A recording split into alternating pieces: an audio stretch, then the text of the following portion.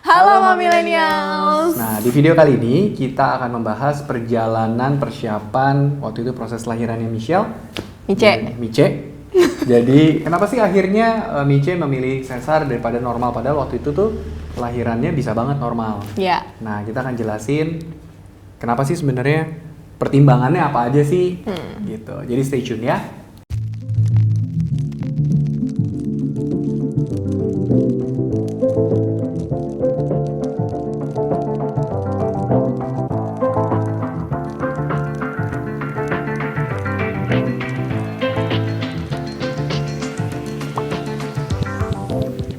So, jadi gimana? Kemarin coba bisa diceritain sedikit. Interview saya nih Bapak ya. Coba bisa diceritakan sedikit persiapannya gimana, deg-degannya, atau mungkin ada euforia apa? Euforia, bola. Jadi awalnya tuh aku pengen banget sebenarnya untuk lahiran normal. Gak ada yang mau. Sebenarnya galau banget nih mau normal apa mau sesar ya. Terus tapi udah mau deket-deket hari H, itu tuh aku kayak bilang sama Gary, kayaknya aku mau normal aja deh Ger. Aku pasti bisa Ger, aku pasti bisa. Di mana-mana namanya semua suami ya, itu pasti mendukung, kamu pasti bisa normal, kamu pasti bisa normal. Satu ini suami saya ini memang out of the box. Dia bilang, enggak, kamu sesar aja. Coba kenapa? Soalnya pas lagi sekolah dulu, itu tuh banyak banget ceritanya emak-emak yang udah sampai di ranjang persalinan itu kerjanya cuma teriak-teriak, kesian. Dulu, zaman sekarang cuman Iya, kalau gitu, kebanyakan tuh sampai seharian masalahnya. Soalnya namanya anak pertama, kalau misalnya Mami Millennials juga pernah ngalamin, yang namanya anak pertama itu pasti pembukaan leher rahim atau serviksnya itu kan lama. Kurang lebih itu bisa 1 sampai 2 jam. Justru itu kan deg-degannya kan bikin pengalaman ini loh. Ya, tapi I know you lah, lu gak bakalan kuat. Kuat. Kita buktikan anak kedua mungkin. Nah, jadi kemarin akhirnya karena ada kasus-kasus yang cukup ya nggak enak sebetulnya, karena pas lagi sekolah itu dengerin mami-mami pada teriak pada mau lahiran normal. Jadi ini disclaimer, bukannya artinya saya nggak setuju dengan normal, tapi karena kan ntar aku normal, ini istri sendiri, jadinya saya lebih prefer kalau Miche mendingan sesar karena cepet prosesnya. Dan kalau misalnya nanti sampai ada amit-amit komplikasi dari proses persalinannya itu sendiri, pas udah disesar itu selesai. Baik. Gitu. Misalnya contohnya, pas lagi mau lahiran normal, kepala bayinya kegedean, nggak bisa muncul, nggak bisa keluar, ujung-ujungnya sesar juga. Jadi 2 kali bayar. Bukan masalah maksud 2 kali Anda bayarnya. demikian. Bukan masalah 2 kali bayarnya, tapi kamu akan ngalamin 2 kali sakitnya. sakit. Iya. Okay. Terus yang kedua, misalnya kalau udah lahiran normal, kan yang dilahirin bukan cuma bayinya doang. Yang dilahirin itu juga ada ari-arinya, atau yang kita bilang tuh kembaran dari bayinya itu loh. Nah, ada beberapa kasus di mana pada saat bayinya udah keluar, tapi ari-arinya nggak bisa keluar. Karena nempel, lengket. Ujung-ujungnya operasi juga, sesar juga, dibuka, diambil tuh ari-arinya. Jadi kan 2 kali. Tadinya maunya lahiran normal selesai, tapi ternyata ujung-ujungnya kemungkinan bisa jadi sesar. Oke, tapi aku tetap mau normal sih aku. Jadi pertimbangan itu. Jadi sebenarnya bukan artinya semua wanita atau mami millennials yang memang udah berencana untuk lahiran normal artinya harus berubah jadi sesar. No, saya nggak bilang kayak gitu. No. Karena banyak juga dokter-dokter kandungan, ada beberapa yang memang sangat pro normal. Jadi kalau ke dia memang udah pasti terkenal normal. tuh harus normal. Begitu mau ngomong sesar pasti dia akan nggak mau. Karena dia bilang buat apa? Kamu bisa lahiran normal, dari dulunya juga memang orang tuh lahiran tuh normal, kenapa harus sesar kalau tidak ada indikasinya? Oke. Gitu. Oke, jadi kita mau ceritain dulu nih ke Mami Millennials gimana sih perjalanan sesar gitu, atau misalnya masih ada yang galau nih, aku mau normal atau mau sesar gitu ya. Jadi waktu itu karena kita sesar, akhirnya udah decide sesar nih karena dipengaruhi bapak ini, kita bisa pilih tanggal kan ceritanya. Nah waktu itu kita pilih tanggal 8 Agustus. 8 Jadi, bulan 8. 8 bulan 8 kan, semuanya happiness nggak kelar-kelar. Ternyata di rumah sakit di mana aku lahiran, ada 22 wanita lainnya yang memilih tanggal 8 bulan 8. Kenapa aku tahu?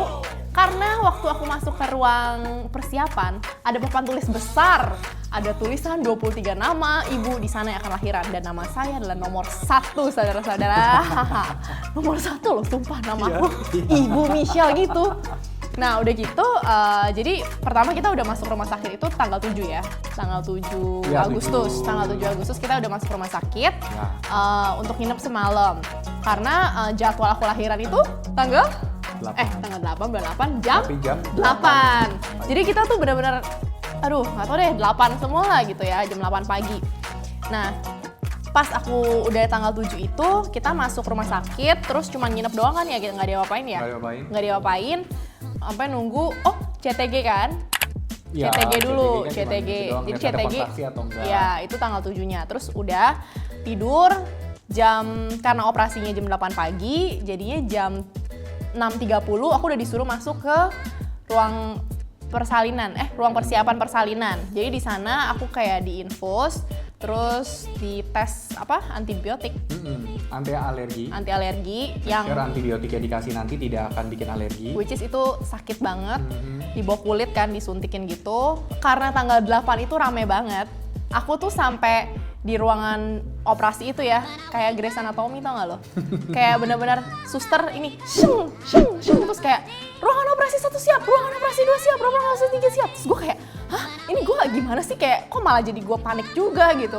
Kok kayak, ini nyawa gue akan terselamatkan gak ya? Kok ini rame banget sumpah. Lebay banget ya. Sumpah ramenya setengah mati. Terus akhirnya tibalah waktunya kan. Udah gitu belum sampai situ doang. Sebelah gue, lo tau gak ada ibu-ibu bilang gini, "Suster, saya harus lahiran jam 9 pagi sus, sekarang udah jam segini, jangan ini." Dia tuh kayak harus lahirin 9 pagi banget. Jadi kayak, "Sus, sekarang udah jam segini ya sus ya, saya harus ini." Terus, "Iya bu, tenang bu," gitu. Jadi kayak suster-suster sih sabar banget sih, hebat banget. Kayak 23 ibu gitu kan, hari itu gitu. Terus akhirnya udah masuk ruang operasi. Nah terus yang aku paling takutin dari sesar itu adalah suntik ini yang di belakang. Ya, suntik anestesi sebetulnya untuk Iya. biar nggak sakit. Aku tuh takut banget itu, sama aku tuh takut kateter. Karena takut kateter itu kan kayak dimasukin selang dari ke lubang pipis kan, Ya. supaya nanti pas kamu udah kelar sesar kan kamu nggak bolak-balik WC, jadinya bisa langsung pipis secara otomatis gitu. Boy emang nggak bisa bolak-balik WC. Nggak karena bisa jalan kan. Begitu dibius yang di anestesi di punggung itu, pasti kakinya akan Baal. baal dan juga nggak bisa digerakin. Nah itu Iya. biasanya sampai 24 jam. Nah itu pertimbangan yang aku nggak mau sesar tuh itu, kayak aku bilang ke Gary kayak aku takut banget di kateter. Yang padahal tidak sakit. Iya, tunggu dulu, kita belum selesai. Udah gitu kan akhirnya aku disuntik di sini kan. Terus kayak dari tiduran terus dipegangin sama suster, disuruh kayak peluk Bungkuk. bantal kayak gini, disuruh peluk bantal gini, terus habis itu gitu kan. Ternyata nggak ada rasanya sama sekali. Cuman gitu, habis itu kayak tapi kaki panas kan. Terus gue mulai, sus, kaki saya panas sus gitu. Terus kayak susternya gemeteran, bukan gemeteran. Berat nggak rasanya? Bukan kesemutan gitu. Terus aku bilang, panas sus, ini saya nggak apa-apa ya? Iya nggak apa-apa gitu. Terus aku tuh udah sempat denger ya kayak teman-teman tuh bilang, kamu abis disuntik belakang situ, kamu harus berusaha untuk naikin kaki kamu. Kalau misalnya kamu nggak bisa naikin kaki kamu, itu artinya kamu udah aman, kamu nggak bisa ngerasain apa-apa. Tapi kalau kamu bisa naikin kaki kamu, itu artinya kamu belum baal. Kan gue jadi deg-degan dong kayak gitu kan. Terus akhirnya aku berusaha. Soalnya ada teman aku yang Masih bisa. Bayangin udah disuntik masih bisa berdiri, kakinya itu kan bahaya banget. Apa dia disuntik 2 kali baru baal? Gila, gue nggak kebayang itu masih berasa lo udah digunting-gunting gitu. Terus Enggak lah, tapi memang sebetulnya tidak mungkin kalau belum selesai anestesinya atau belum lengkap, belum full efek anestesinya lalu dia mulai, itu nggak mungkin. masalahnya hari saya 23 pak, dia kejar-kejaran Iya, kan. Gue nggak kayak mungkin. tolong Tuhan. Terus kayak gue berusaha angkat kaki gue, nggak bisa loh. Kayak bener-bener aduh kok bener-bener nggak bisa, rasanya nggak bisa sama sekali. Terus kayak wah gue udah aman. Terus dokter kesayanganku itu, dokter objirnya kayak, saya mulai ya gitu. Terus ini sakit nggak sih, coba tusuk-tusuk jarum kan, yang nggak kelihatan juga sih kan ada tirai hijau itu kan. Cuman dia kayak, saya coba ya, ini sakit nggak, tapi rasanya nggak ada rasa sama sekali. Oke kita mulai ya. Terus kayak 5 menit. Halo Kayak, mami. dia kan, halo mami, terus gue kayak, wow cepat sekali nih gitu. Kayak, wow apakah bisa lebih sakit dari ini gitu, kayak gak ada rasa apa-apa. Terus kayak, kayak masih loading, oh iya. Terus habis itu akhirnya anaknya dibawa keluar, dibawa sama dokter anak kan, dibersihin gitu-gitu. Terus yang terjadi di luar apa? Karena aku nggak tahu tuh, abis itu aku tidur. Ya, nah setelah dokternya anak itu nangkep, kita bilangin dokter anak itu nangkep bayinya, kebetulan anak kita. Nah, lalu dia bersih-bersihin, dicek semuanya, dipastiin kalau memang anaknya itu sehat, nangis kuat, lalu kulitnya merah, lalu aktif dan lain sebagainya. Lalu dibungkuslah pakai kain hijau yang memang ada di rumah sakit itu biar nggak dingin bayinya. Lalu akhirnya dibawa keluar, terus dipanggil deh. Kita kan semua keluarga di ruang tunggu tuh. Terus dipanggil keluarga, Ibu Michelin. Saya. Wah, langsung semuanya buruk. Begitu nyampe di depan kamar operasinya atau di ruang tunggu operasi gitu, langsung dokternya buka pintu gitu. Siapa suaminya gitu? Langsung saya lari pertama kali lari. Biasanya suaminya. Siapa lagi? Kalau ada yang lari lebih cepat dari saya berarti mungkin dia suaminya. Lucu loh. Jadi kebetulan karena pas lagi menuju ke sana langsung dipanggil, ya udah saya lari lebih cepat. Kebetulan langsung kelihatan anak kita itu. Nah lucunya pas udah lahir tuh dia udah langsung senyum, Iya loh. happy gitu. Udah deh, semua kayak diselamat-selamatin, keluarga-keluarga semua udah pada datang ke sana juga selamat-selamatin. Udah gitu nggak lama, udah selesai, udah dibawa masuk lagi. Iya. Kata anaknya mesti diangetin lagi. Nah terus yang terjadi di dalam itu kan abis udah dibawa anaknya keluar ya, terus kan aku nggak lama tuh tidur kan, karena emang dikasih obat tidur Iya, kan. Bukan obat tidur, tapi obat penenang. Tapi aku tidur. Tapi memang punya efek tidur. Mungkin aku lelah. Terus udah masuk ruang pemulihan. Jadi dari ruang operasi didorong ke ruang pemulihan, aku udah benar-benar nggak sadar. Pokoknya itu operasi jam 8, aku bangun-bangun jam 11. Aku inget banget jam 11, terus aku kayak bangun, kok udah beda ruangan gitu. Terus pas aku melek, di depan aku ada satu suster. Pertanyaan yang aku lontarkan pertama kali ke suster. Sus, anak saya jarinya semua sempurna lengkap, tidak kekurangan satu apapun ya sus. Tapi ngomongnya kayak masih kayak masih beler-beler gitu kan, kayak terus susternya ngomong gini, ya harusnya Bu, kalau nggak lengkap harusnya diinfokan. Lu bayangin gue kayak, waduh kok gue nggak tenang ya. Terus gue udah tidur lagi abis itu, kayak cuman bangun bentar, cuman nanya itu doang, udah denger jawabannya gue tidur lagi. Terus udah tidur lagi, didorong, akhirnya bangun di kamar, kamar udah ya gitulah ya. Tapi for your information ya, kalau zaman dulu itu banyak yang habis operasi itu sakit banget memang rasanya. Iya. Tapi zaman sekarang ini teknologi kedokteran udah makin maju, painkiller itu udah pada kuat banget dan aman untuk ibu yang sudah melahirkan, bahkan nanti mau menyusui pun juga it's okay. Jadi nggak sakit sama sekali. Iya. Jadi besoknya langsung bisa bangun. Iya, besoknya aku udah bisa jalan. Bisa jalan. Terus abis itu yang aku takutin lagi kan copot kateter kan, karena kan pas kateter dimasukin pas di ruangan operasi itu kan udah baal tuh yang dari setengah kaki ke bawah, jadi kan nggak berasa. Pas dicabutnya itu dong kayak deg-degan nih kan, udah hilang nih obat biusnya gitu. Terus kayak susternya pas besok paginya tanggal 9 Agustus itu datang pagi-pagi kan jam 6 pagi.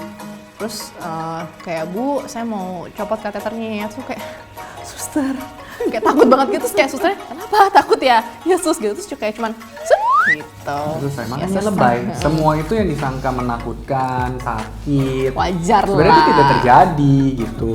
Ya, nggak apa-apa buat pengalaman. Jadi sama-sama milenial yang lain atau calon milenial nantinya. Kalau mau operasi sesar, udah tau lah kira-kira prosesnya kayak gini gitu ya. Jadi jangan parno dulu gitu. Sebaiknya coba kamu baca-baca, tanya-tanya ke teman-teman milenial lain yang memang sudah pernah menjalani duluan. Nah jadinya dari situ kan bisa lumayan dapat informasi tuh enaknya ke rumah sakit mana, dengan dokter siapa. Tapi memang semuanya itu kembali lagi sesuai dengan preferential masing-masing. Oke, kayak gitu. Nah jadi itu yang mau kita sharingin di video kali ini. Nanti di video-video berikutnya kita bakal share lebih lagi tentang banyak hal, kayak misalnya baby blues, misalnya pokoknya perjalanan parenting kita yang pastinya lebih seru. Dan kalau millennials misalnya punya cerita yang kurang lebih mirip-mirip atau mungkin ceritanya yang cukup unik, nah coba komen di bawah. Siapa tahu nanti kita bisa discuss dan siapa tahu millennials yang lain juga bisa kasih masukan harus seperti apa. Jadi jangan lupa like, komen, dan subscribe channel ini supaya nanti millennials juga bisa dapat informasi yang lebih up to date. Sampai ketemu di video berikutnya. Dadah.